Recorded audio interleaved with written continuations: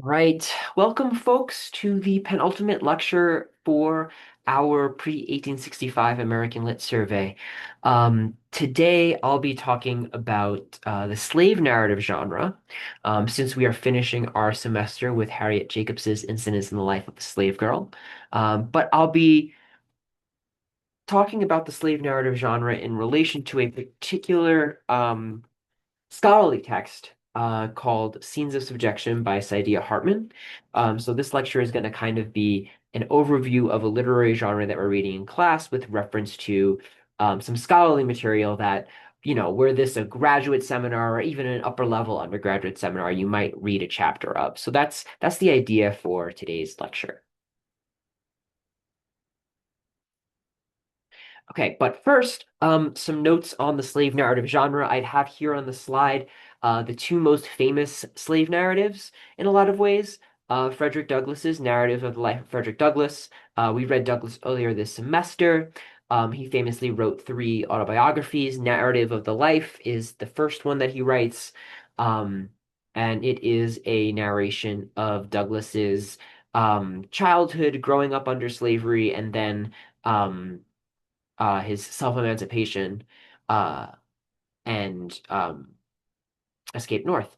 Harriet Jacobs's Incidents Life of a Slave Girl is published after Douglass, and we are reading in an art class. It narrates um, Jacobs's life through the pseudonym of Linda Brent, and talks about Jacobs's life through the character of Linda to tell us the story of her growing up under slavery and also self-emancipating. Um, the slave narrative genre is a genre of non-fiction, right? These are not novels. If you call them novels, that's incorrect. They are non-fiction autobiographical writings by enslaved and or self-emancipated authors. And so the slave narrative genre becomes a popular mode of writing in the United States in the 19th century, although the slave narrative is a genre that has texts from back in the 18th century as well. Um, in American literature, it comes to its prominence in the 19th century. The slave narrative genre uses literary and rhetorical techniques of various other genres of literature, including what we talked about earlier in the semester, social reform literature, as well as using the conventions of, especially Jacobs's case, the romantic novel or what we might also, so romanticism, as we talked about in class multiple times in 19th century literature, refers to the kind of fantastical. Even more specific, which I don't have on the slide, Jacobs draws on what's called the sentimental novel. So the sentimental novel is a genre developed in the 19th century, very related to social reform literature, where the sentimental novel is a piece of fiction, a fictional story that intentionally tries to use pathos, appeals to emotion, pulling at the heartstrings as a way to make a political argument. And so there are moments in Jacobs's incidents where she is drawing on not only the established form of the autobiography, not only of social reform literature in her very pointed critiques of specific laws and policies under slavery, like the fugitive slave law, but also she is even though it is a nonfiction story, she does take the liberty to use intentional literary technique to tell her story. Um, and so she uses stylistic elements of sentimental literature to appeal to her readers' emotions, to pull on their heartstrings. I put on the slide connection to anti-literacy laws. So one of the things to keep in mind in that, as a piece of historical context, which I won't go too into for the sake of this class, is that in many states in the South in the 19th century, it was illegal. It was against the law to teach an enslaved person how to read. So why that's significant is you have this genuine proliferation of African American literature in the 19th century, when, as a racialized part of the US population, African Americans were legally, um, if they were enslaved, barred from learning how to read in some states. And so this becomes a remarkable thing in Frederick Douglass's narrative, for example, because he learns how to read in secret, and he tricks some white boys who work on the docks um, near where he's growing up when he's a kid. He's a kid himself to kind of he tricks them into teaching him some words. He learns how to read in secret. Um, and so this is something to keep in mind is that you have in Frederick Douglass and Harriet Jacobs not only exemplary writers in their own right, but also exemplary in their level of literacy and how enormously well read they are and um how skillful they are at creating literature, not simply for the fact that they were formerly enslaved, but also their level of literacy within all of the 19th century US population is remarkable in that way. Um, and so the last thing I have in here is just the word gender as a point. These two slave narratives, Douglas's and Jacobs, are often kind of put next to each other as a kind of like uh, man's narrative and woman's narrative. And there are really reductive ways that that oversimplification actually winds up not doing justice to the history of slavery. Um, uh, and so some of the things that we want to keep in mind is looking for the moments where even as Jacobs is kind of appealing to certain normative forms of gender, the way that the history of slavery undermines the gender binary in some really disturbing ways. Um, but in general, Douglas and Jacobs have historically in literary criticism kind of been presented as a kind of like quick, reductive gender binary of of experiences under slavery. Um, but Jacobs's narrative definitely undermines that binary in a lot of what it discusses, not least of all the way that Jacobs's narrative points out the ways that sexual violence and gender violence is actually not differentiated by gender. Very important. And the violence done by white enslavers against enslaved black people is not gendered, right? White women do violence just like white men do. Um, so that's all a way to say that oftentimes historically the history of slavery is often presented through a reductive binary gender lens that actually when you actually read the texts and don't just look up summaries or take for granted what you think you already know, but you actually read the text carefully, the texts and the evidence in the text undermines um, and points out the fallacy of those reductive gender binaries. Okay, and one scholar who is really attuned to this is Saidiya Hartman, who is one of the most foundational scholars to my own scholarship as a academic myself. So Hartman's 1997 book, Scenes of Subjection, Terror, Slavery, and Self-Making in 19th Century America, is an iconic piece of scholarship in the field of Black studies. And it analyzes the legal, literary, affective, affective, affective meaning like affect, like feelings in the body. Um, so the text analyzes legal, literary, affective, and archival structures of slavery and its afterlife. Um, uh, and so in her book, which I'm going to be reading from a little bit during this lecture, Hartman is trying to explain the how and the what of slavery as a system held together through law as well as affective or erotic economies. Um, uh, how how historical archives um, both uh, both contain materials through which we can study slavery, but also erase and sometimes distort the history of slavery. The most famous example of this in her book is where Hartman talks about a very famous archive of interviews from the early 20th century that white members of the government, members of the federal government, white interviewers interviewed formerly enslaved or the children of formerly enslaved Black people in the United States. And Hartman points out that the racial dynamic of these interviews where you had a white federal government worker talking to a black formerly enslaved person or a child of a formerly enslaved person, um, that these interviews can't be taken simply on face value, right? That there's ways in which what was being stated in those interviews may have been filtered for the white audience in a similar way to how Jacobs filters her discussion of violence through her readers' expectations of her and her readers' expectations that she would maintain her own purity, right? Which we get to as we read more into the novel, the way that Jacobs can't put on the page exactly what she wants to say, because she is aware of her audience.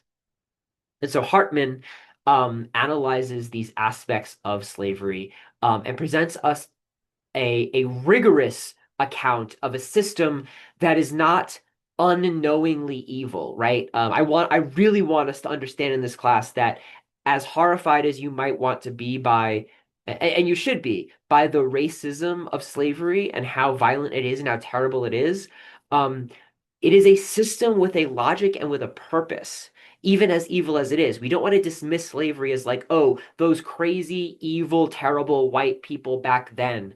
They had so much hate in their hearts, or I don't know, we start to kind of pathologize and we explain slavery in terms of like these as if these white people back then were stupid or they were just inherently evil or they were like possessed by supernatural forces. Like, no, slavery is a system that has completely immoral but knowable logics and mechanisms that make it work, right? Slavery allowed the country of the United States to be built into a global economic superpower because the largest part of the GDP of the United States economy was able to be literally in the wealth represented by the bodies of enslaved people as property, and then the products that those unpaid laborers harvested and produced for the country, right? Like the United States became the richest country in the world on the backs of enslaved labor.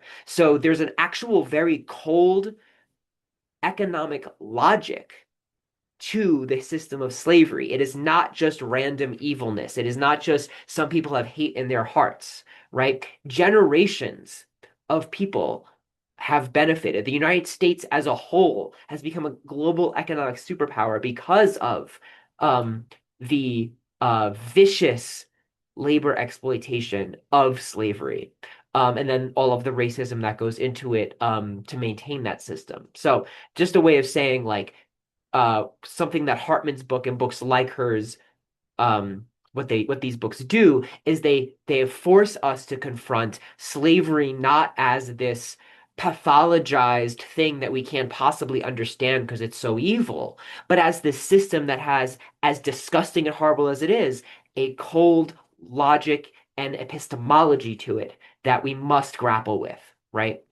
And so what Hartman does in Sees a Subjection is she proposes a focus on everyday quotidian violence rather than spectacular violence. What I mean by that is there certainly is spectacular violence under slavery, and you get some of this in um, Harriet Jacobs's Incidents in the Life of a Slave Girl, especially that chapter Scenes from Neighboring Plantations, which I'll say more about in class, but that's a very important chapter. Um, However, Hartman's book doesn't focus on the kind of public scenes of the most obvious and horrific forms of torture.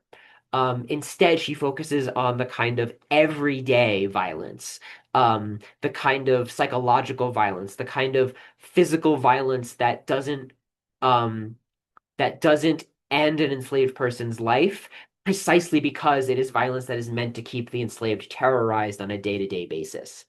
Um, and so this subword in that's the word in the title, subjection. What that means is subjection refers to the process through which one is made into a subject, right? A being in the world that has some form of agency, through mechanisms of being subjective to violence, right? So for the enslaved to become a subject in the world happens precisely through being subjected to violence.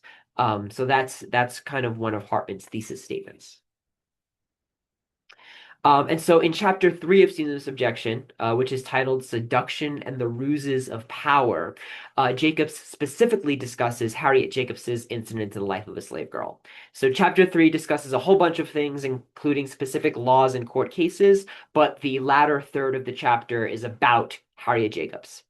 And Hartman talks about what Hartman calls the narrative of seduction, which is the white imagination's fictional narrative that enslaved black women seduced white enslavers and subjected white men to their own hypersexual appetite. So this is the idea, the fiction, right? This is not really what happened, but Hartman delineates this cultural narrative that white people had that hypersexualized black women use like through that hypersexuality actually seduced white men and corrupted them, right? And so in this way, the narrative of seduction allows white supremacy to tell a story where the victims of sexual violence are actually the seducers, are actually the ones in power, right? It flips the power dynamic um in the white imagination. So I have three moments from Scenes of Subjection that I'm actually going to read aloud to you on this lecture. The first has to do uh, with the moment in the text where the phrase something akin to freedom, one of the most famous phrases of Jacobs's book, comes, and it comes in the chapter A Perilous Passage in the Slave Girl's Life, um, where she talks about how she chose a lover for herself. And Jacobs very famously writes, um, that it seems less degrading to give oneself than to submit to compulsion. There is something akin to freedom in having a lover who has no control over you, except what he gains by kindness and attachment. So about that passage in Jacobs, Saidiya Hartman writes, quote, now I'm quoting Hartman, although giving oneself occurs without the coercion of violent threats, ownership, and direct control, and is described as akin to freedom, it is within the scope of power and domination that invariably structured the relations between white man and slave woman.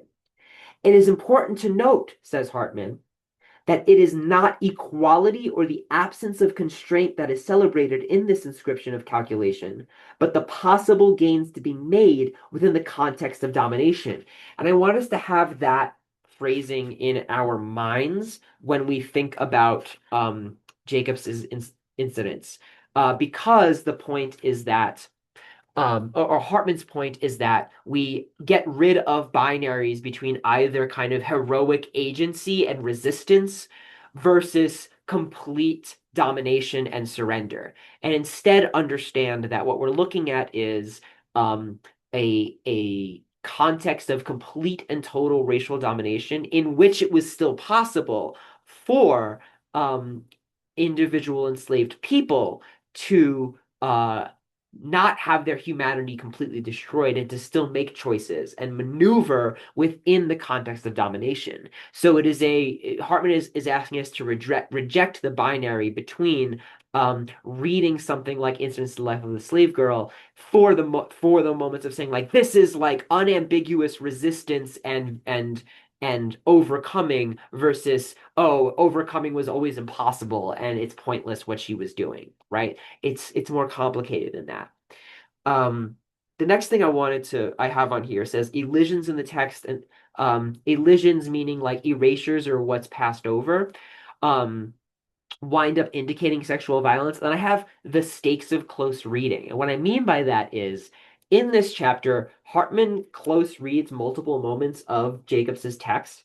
And what I'm going to read aloud to you is Hartman's close reading and analysis of not Jacobs's book Incidents, but a letter that Jacobs wrote to a white woman in the North who was an abolitionist named Amy Post. Um, and I'm reading. So in Hartman's chapter, she talks about incidents at length. I don't want to kind of tell you what Hartman says about incidents because I don't want to like overdetermine your own interpretation of what we're reading. But I will read this, where this is Hartman talking about one of Jacobs's personal letters. So first, um, Hartman quotes the letter that Jacobs writes, and I'm not going to read this whole quote. So just imagine here a quote from a letter that Harriet Jacobs wrote to a white abolitionist woman in the North, Amy Post. So after the quote, now this is Saidiya Hartman's words. So Hartman writes, the dashes, so literally dashes like punctuation marks, the dashes in Jacobs's letter to Post, like the admittedly selective incidents of the narrative, obscure the materiality of violence in order to avoid the pain and humiliation necessarily a part of its retelling. If one thinks of these dashes and elisions as literal and figurative cuts in the narrative, then they display and displace the searing wounds of the violated and mute body, a body that acts out its remembrances without the symbolic endowments to articulate its history of injury. The dashes, ellipses are dot dot dot, and circumlocutions hint at the excluded term by way of the bodies of the slave woman.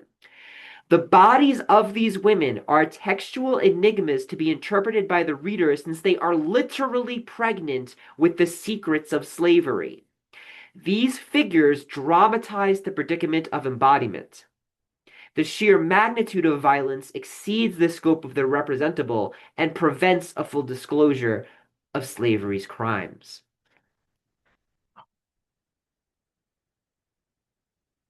So there is Hartman doing a close reading and analysis of literally like the grammar and sentence structure of Jacobs's letters to Amy Post. So again, to remind you that when we're analyzing literature, we are getting nitty gritty, we're getting close to the text. And then the last thing that I have on this slide, which is there's only one slide after this. I know this lecture is a little long, but there's only one slide after this.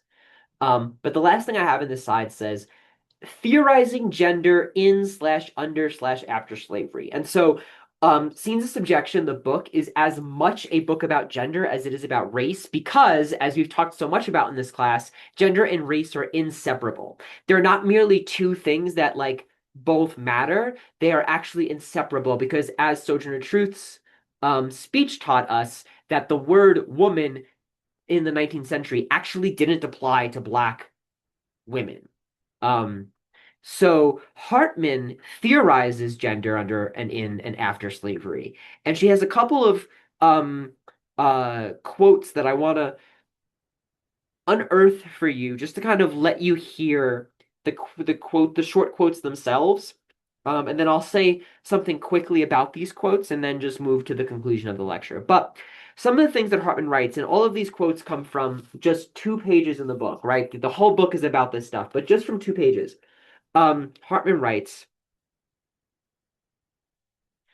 what happens if we assume that the female subject serves as a general case for explicating social death, property relations, and the pain and punitive construction of blackness? What would be made possible if, rather than assuming the subject, we began our inquiry with a description of subjectification that did not attempt to name or interpret anything, but to simply describe its surfaces? And so here she's asking us, what if we didn't assume ahead of time that we knew what a quote unquote woman was or a Black woman was, and we simply described the violences and processes of subjectification under slavery and saw and asked ourselves, what do we arrive at when we describe these historical processes? Instead of assuming what happens if we describe to arrive, right? Um, it's a very sophisticated feminist methodology she's invoking. Then she has this sentence that whenever I teach this book, students always underline and come to class wanting to talk about. One sentence. The captive female does not possess gender as much as she is possessed by gender. That is, by way of a particular investment in and use of the body. Think about it. Um, a white woman possesses woman as gender. A Black woman is possessed by, made into a possession by gendering, because the only way in which under the system of slavery gender is projected onto the quote unquote Black woman's body is because of that body's capacity to reproduce children which are wealth for the enslaver, right? And so for Hartman, she says the captive female, um someone like Linda slash Harriet Jacobs, does not possess gender. It's not something that she has, but rather is possessed by. It's something that possesses her, turns her into a possession, right? Um, it's a one sentence concise statement of how you cannot theorize gender outside of systems of racialization. And then the last thing that actually I'll just leave it at those two because this is going on for a while. So I'll just leave it for those two quotes. Um, and I'll leave you to think about that. So the last slide here is the question for this week's lecture. When reading slave narratives, we need to be doing double work. On the one hand, there is the necessity of reading these texts like Incidents in the Life of a Slave Girl as historical evidence of slavery's realities that are erased from mainstream narratives. In that sense, we are reading for the facts of the narrative content. On the other hand, we also must read these texts as consciously crafted pieces of writing that are doing artistic, political, and critical work through both argument or rhetoric and style or aesthetics. So, for this lecture, I want you to write two responses. First, and you're not picking one or the other, you're doing both of these. First, what is something that you've learned or unlearned about US history from Incidents in the Life of a Slave Girl? And then second, what is something about Jacobs's writing style, aesthetics, or rhetorical argumentation that strikes you and why? So that's it for this week. I look forward to reading your responses. And again, we always in our classes, I know it can feel like in our American literature class, a lot of the class is about learning American history. Um, but we are not reading literature simply as an archive of history. We're not reading literature simply for the content, but we are also reading literature, right? As crafted aesthetic art. And so we need to be thinking about what is the content that we're reading, but also how is this content conveyed? What is the form? What are the aesthetics? What is the style? So that's what I'm asking you to do this week, and that's what I've been asking you to do every week. So thank you for sticking around for this whole thing, and I look forward to more discussion in class.